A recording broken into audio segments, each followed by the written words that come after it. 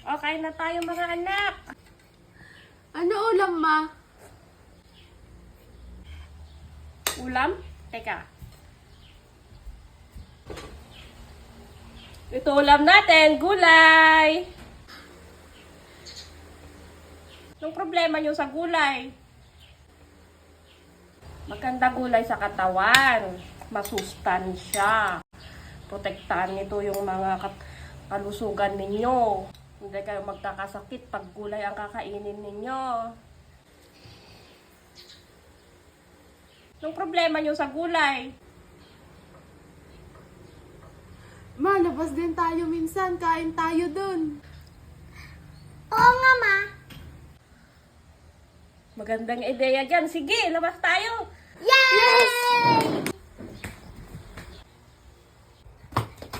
Yes! Kain tayo sa labas! Tama, tama.